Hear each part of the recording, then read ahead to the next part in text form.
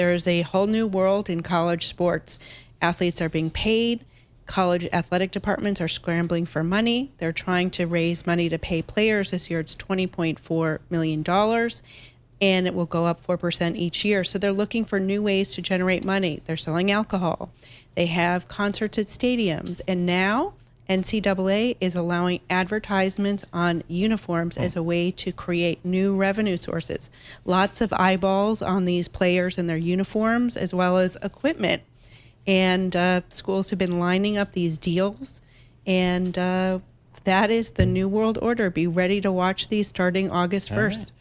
Kevin, I'm going to bring you in here. Kevin White, former vice president and director of athletics at Duke University. Kevin, what do you make of this? I guess it's just another round in kind of what's been going on there in college athletics and making some, I guess, greater revenue.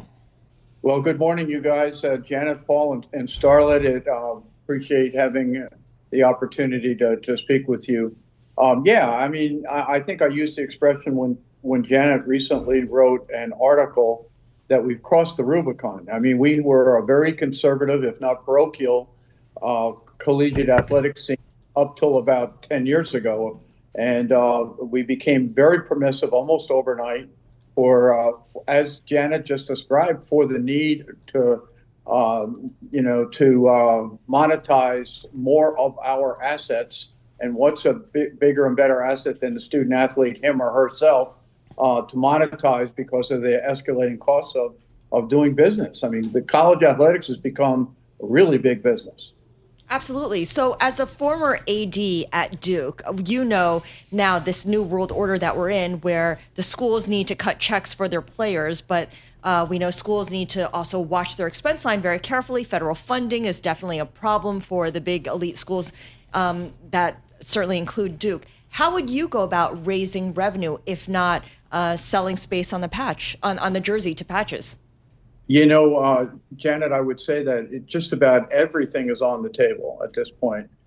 Schools are really moving into the concert business as on a kind of an extreme example. Institutions or athletic departments have kind of always been in that business, but very conservatively. I think that you're going to see, the concert business will be like an additional sport revenue line.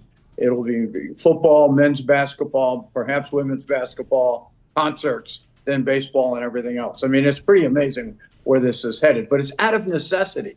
These programs are very expensive to operate.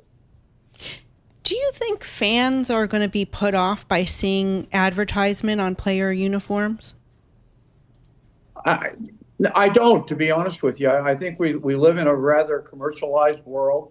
And I'm a traditionalist, so these aren't things that I would have, gone to on my own or gone to or segue to without lots of thought and concern. But I think by and large, society has become very commercialized, and college athletics is kind of moving into this new age, contemporary place out of necessity, as we described. There's a real need to provide resources for student athletes, and last time I checked, within the Ncaa alone, and there are other entities, but the Ncaa represents about 1,100 institutions and about 500,000 student athletes, all of which have an interest in harvesting some level of compensation. So those resources have to come from somewhere.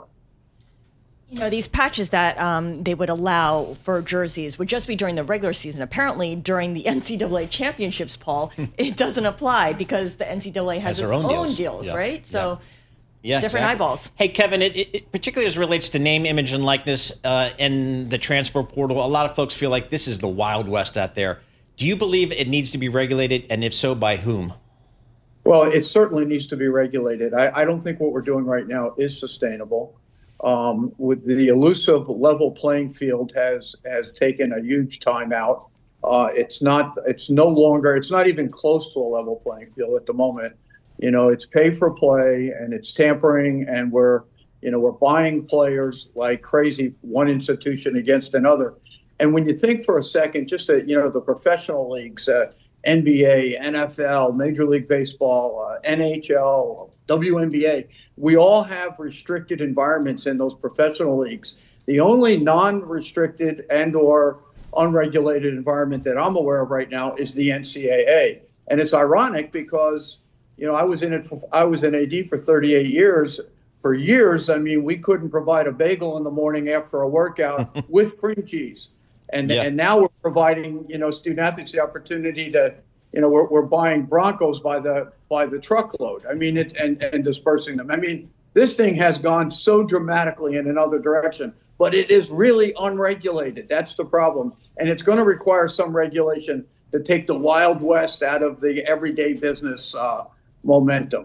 But fans are watching these games at record levels. What do you make of all these changing economics in college sports? I think I've already kind of spoken to it. I think fans have always been a little bit more interested in the professionalization of college athletics. And so I don't think they're turned off by it. They recognize there's a new age, and they do recognize, I think fans recognize the fact that student athletes need to realize some level of resource for their participation. They are in the entertainment business. Now, I'm a traditionalist, as I've already said. I love the fact that we're the only country in the world that in terms of higher education, that has athletics tied to the academy. And so I'm really worried about that being kind of pulled apart to any further degree.